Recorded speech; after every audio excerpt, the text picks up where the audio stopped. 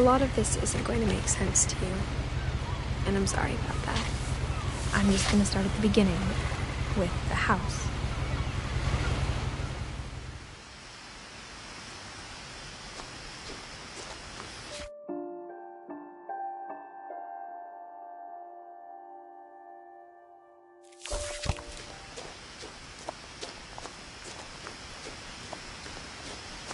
I lived here until I was 11, but I wasn't allowed inside half the rooms.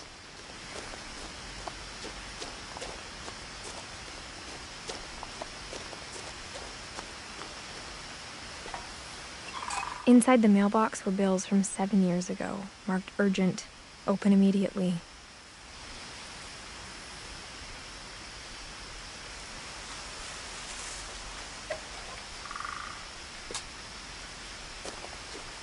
I hadn't been back since my brother Lewis's funeral.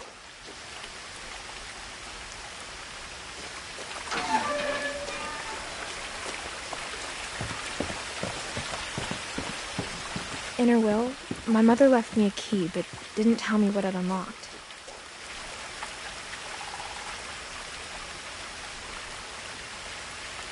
Maybe she thought I'd know, or she thought that the mystery would be enough to bring me back.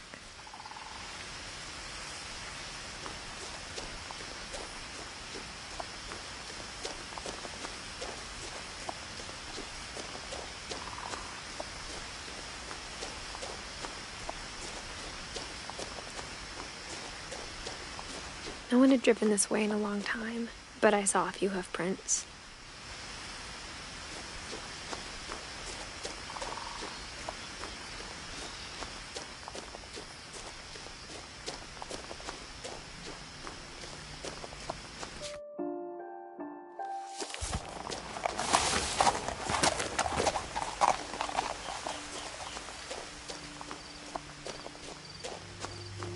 The truth is, even after I inherited the house,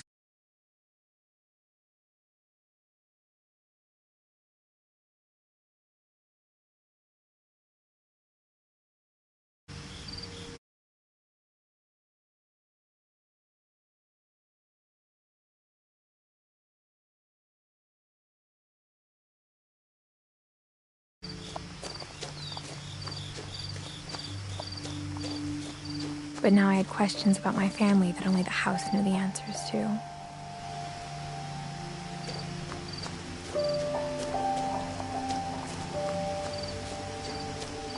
The house was exactly like I remembered it, the way I'd been dreaming about it.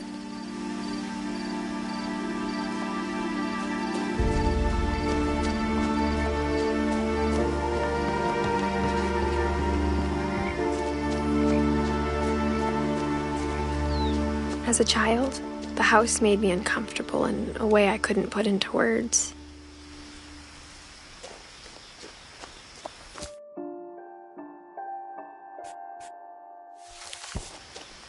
Now, as a 17-year-old, I knew exactly what those words were.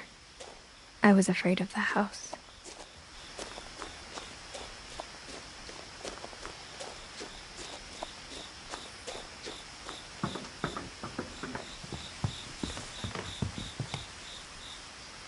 I hoped the key might unlock the front door. It didn't. Looking in, I felt like the house itself had been waiting for me.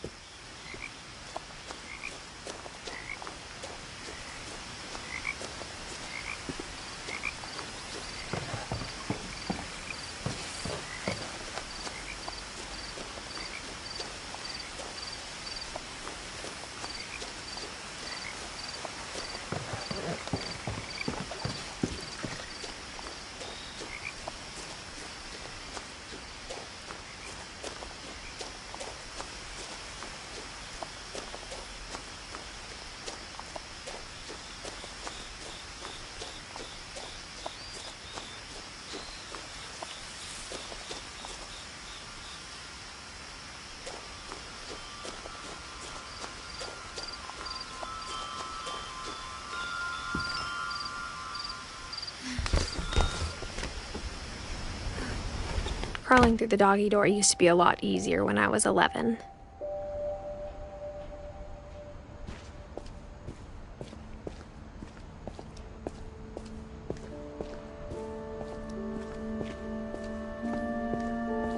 For the first time in years, I felt like I was home.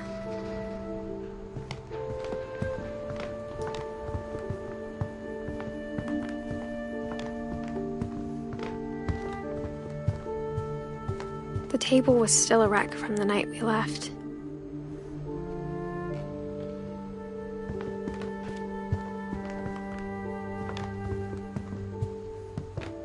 My mom was the only one of us who could imagine Great-Grandma Edie living in a nursing home.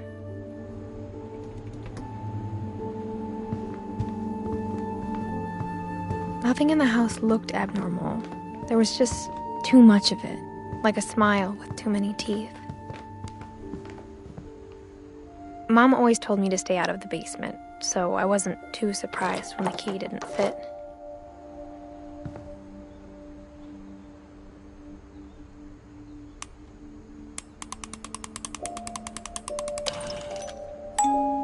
Great-Grandpa Sven built a music box for Barbara, along with the rest of the house.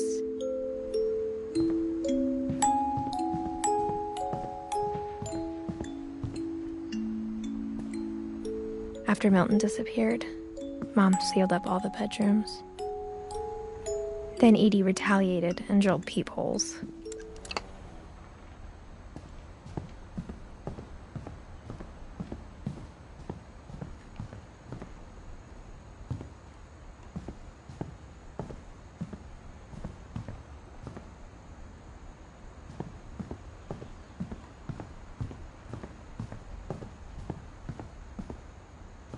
I spent a lot of time playing in Great Uncle Walter's room. I think my mom sometimes regretted not sealing it up.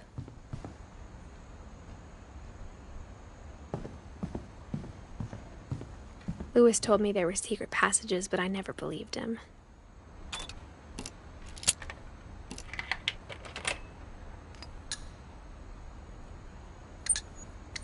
Turns out, my mom was really good at keeping secrets. Now it was time to find out what my mom had been afraid of.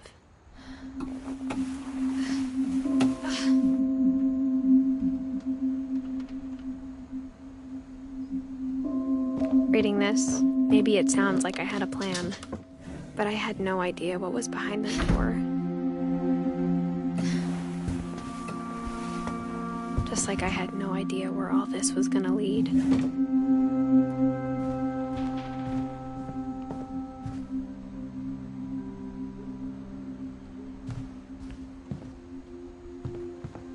I grew up looking at Molly's room through the peephole. Molly's gerbil had a tiny bedroom with its own even tinier gerbil cage.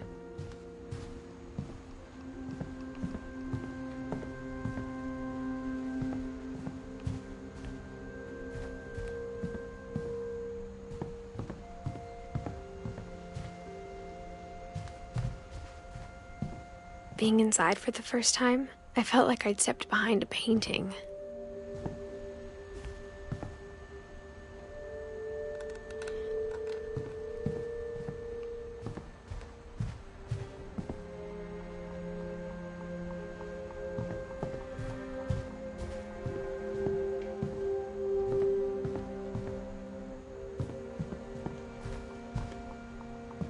I got the sense Edie had spent a lot of time here, before my mom sealed the doors.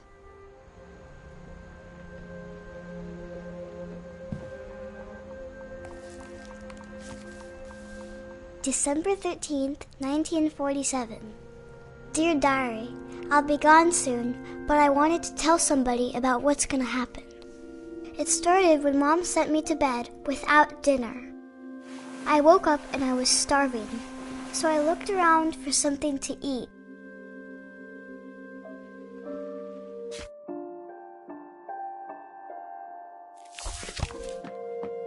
The gerbil food was dry, but I didn't mind it.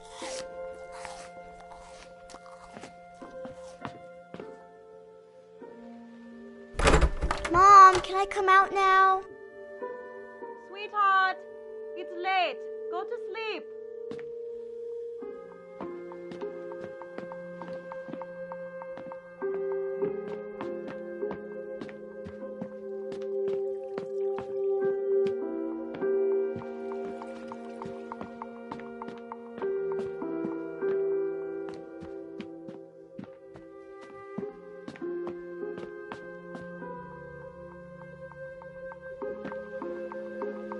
My Halloween candy was all gone.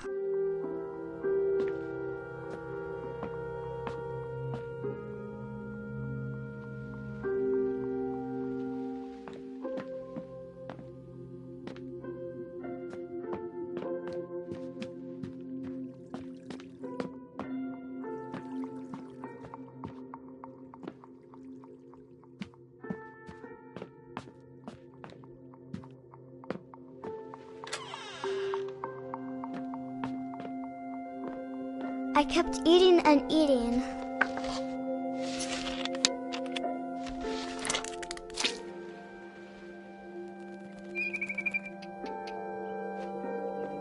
I ate a lot of things that night.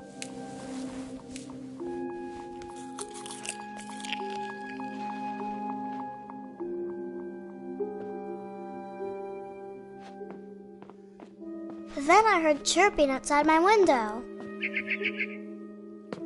It was a barn swallow going back to her nest. I reached out for her.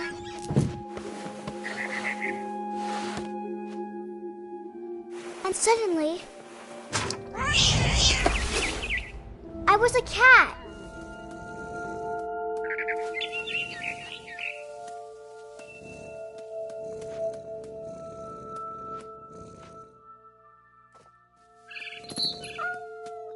I tried to be quiet, but the bird was really scared.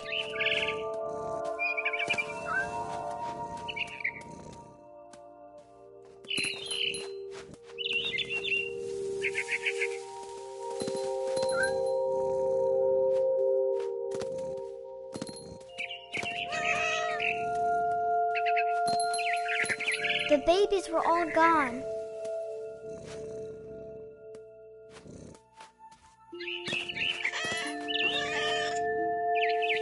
I jumped and I almost got her.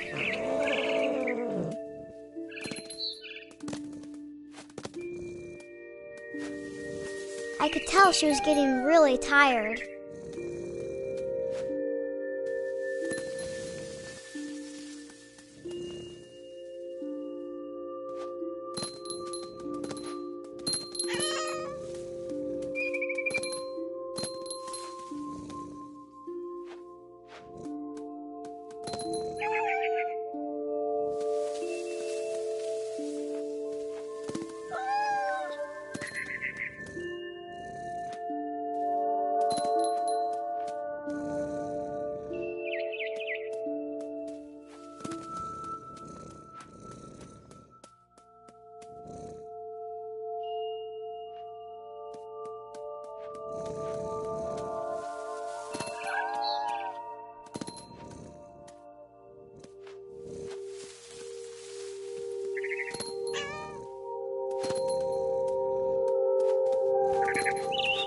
Now I was up in the big tree. I promised Dad I wouldn't climb it anymore. All I cared about was eating that mama bird.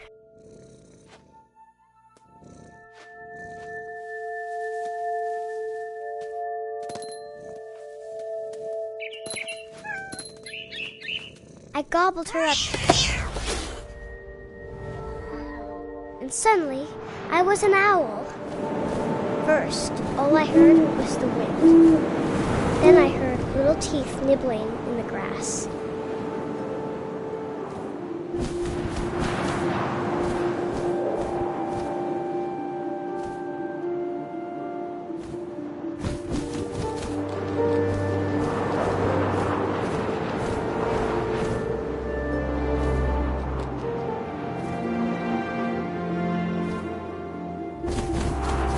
Rabbits.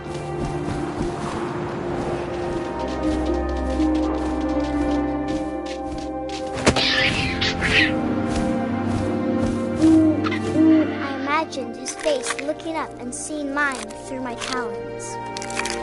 I swallowed him up, and I didn't chew one bit.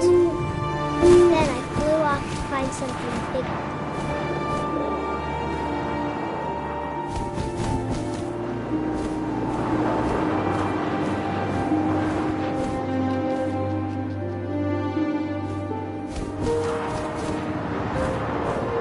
A mama rabbit.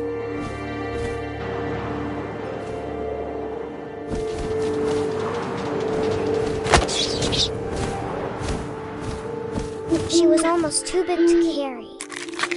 I started choking, but I couldn't stop eating. And suddenly, I was a shark.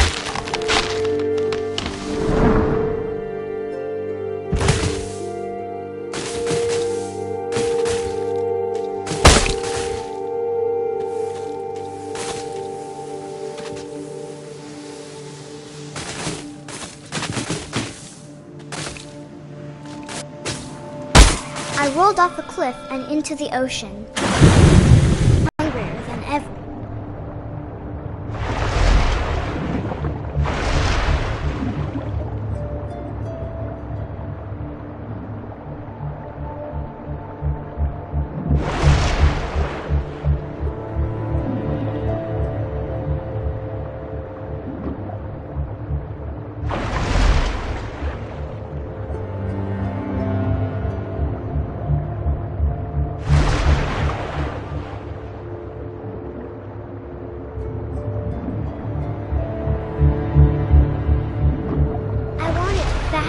Juicy seals.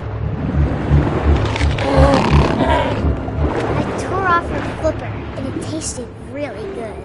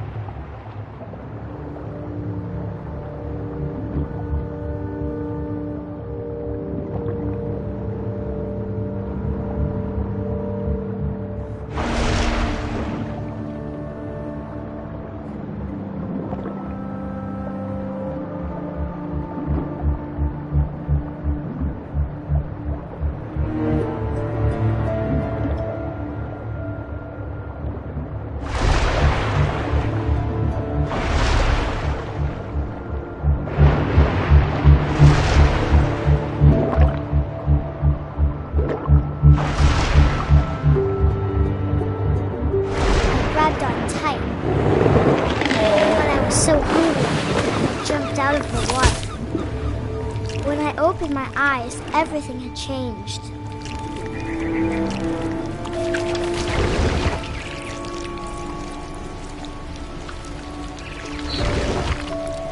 Now I was a monster, and I smelled people everywhere.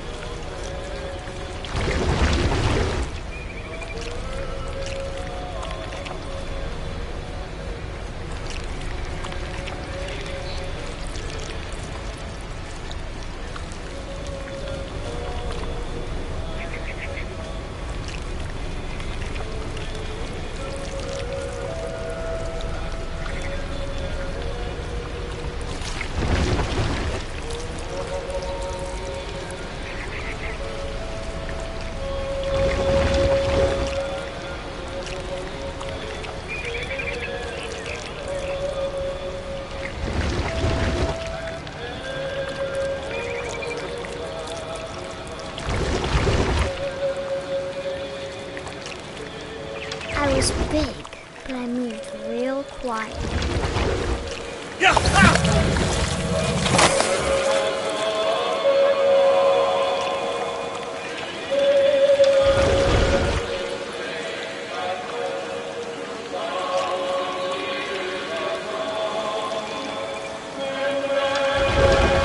I wanted to stop, but also I didn't.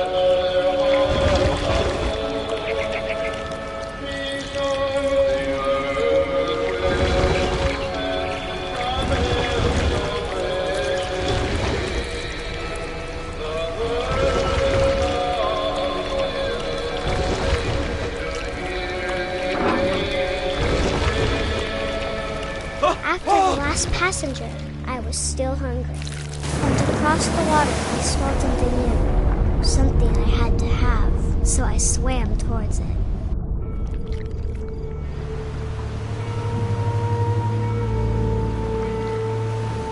I slithered onto the sand, and the good smell went into an old pipe.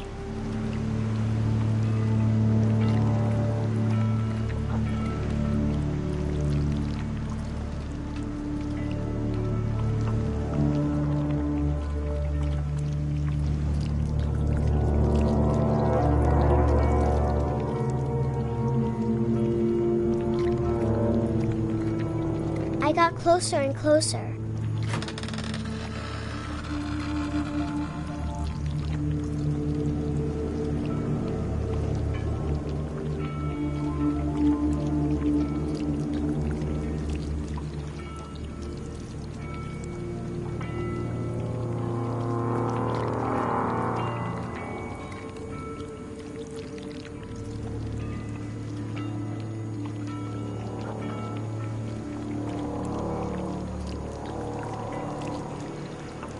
All of my stomach started growling.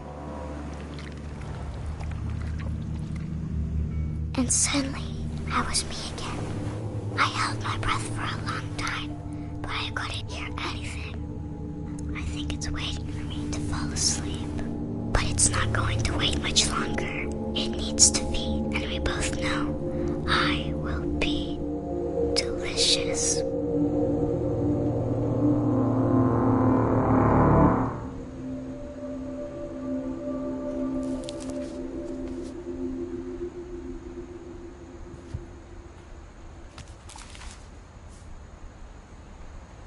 I'm not sure if I believed all of that, but I'm sure Edie would have.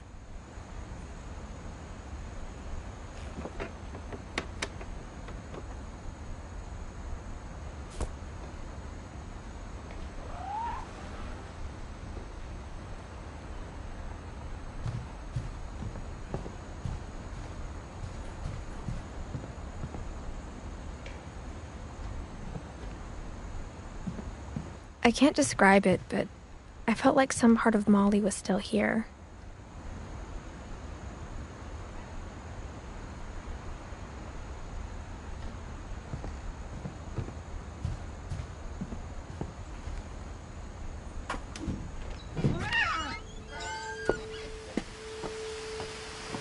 This will be obvious later, but my mom never told me any of these stories.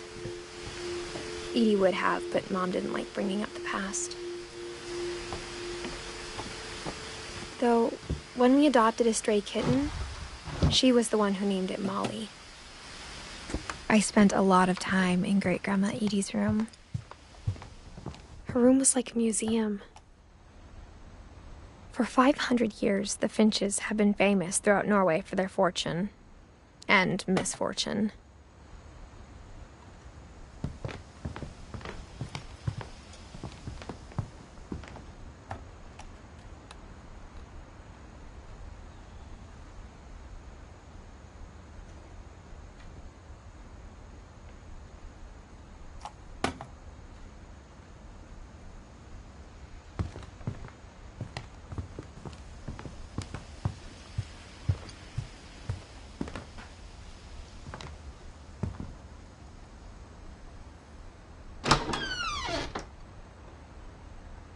The only trace Grandpa Sam's first wife, Kay, left on the house was the pink bathroom.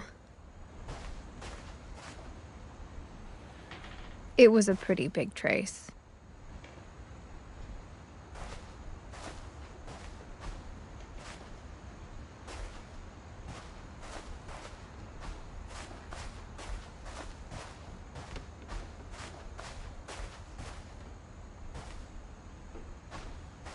Even in her 90s. Sometimes Edie seemed a lot younger than my mother.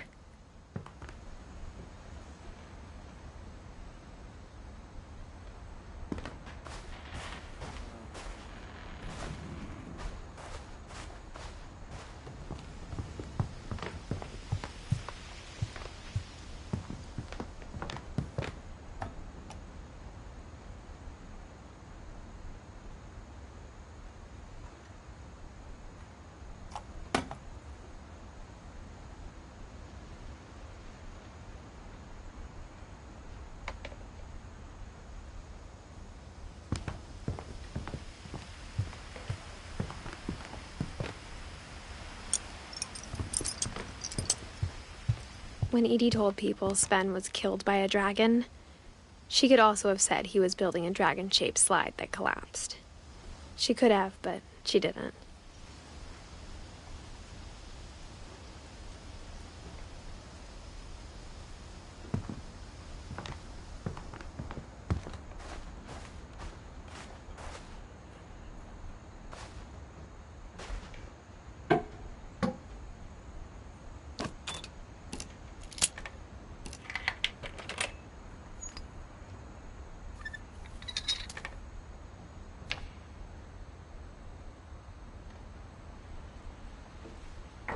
There's a secret in this bathroom.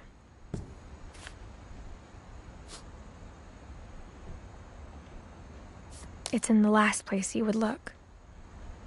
It isn't in the cupboard. It's hidden in this book.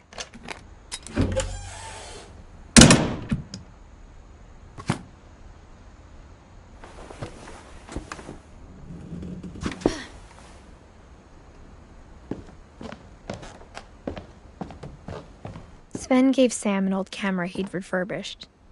He never put it down.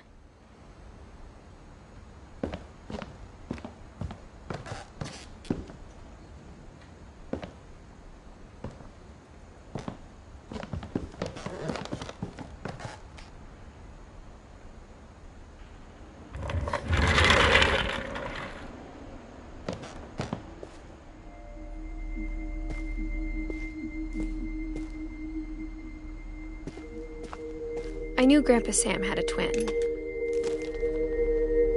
and that he never talked about him. I guess my grandpa didn't like history any more than my mom did.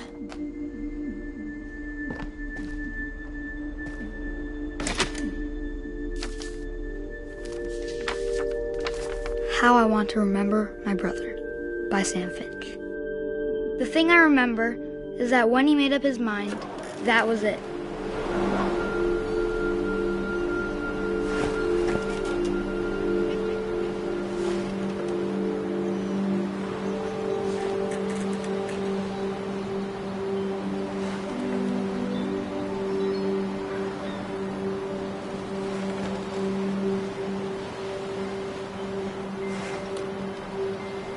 My brother said he'd die before he ate another mushroom.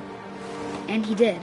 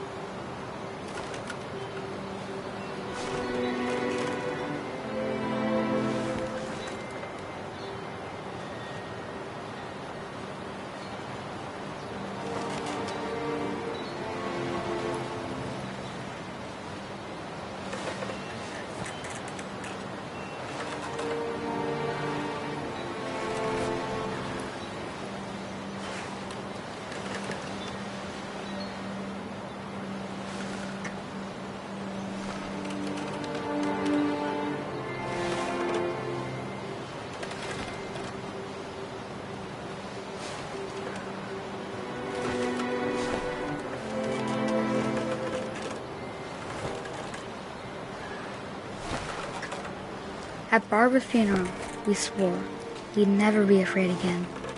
And he wasn't. I think Calvin always wanted to fly.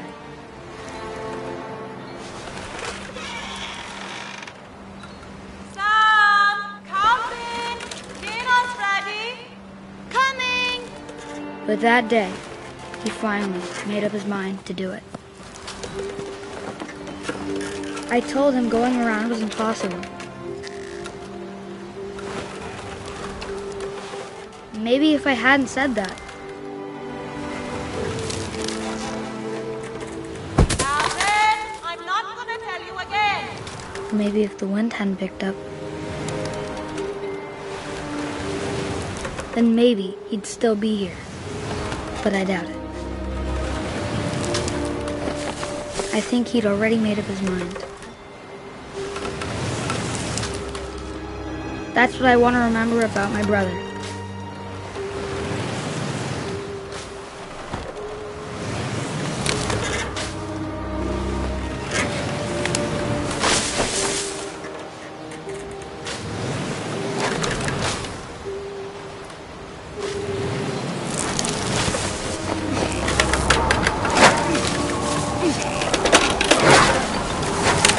The day he made up his mind to fly.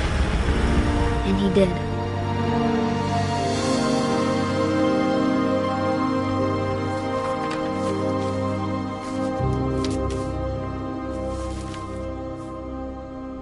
Calvin's story felt strangely familiar. When I was younger, I remember trying to do the exact same thing. After the funeral, Edie wrote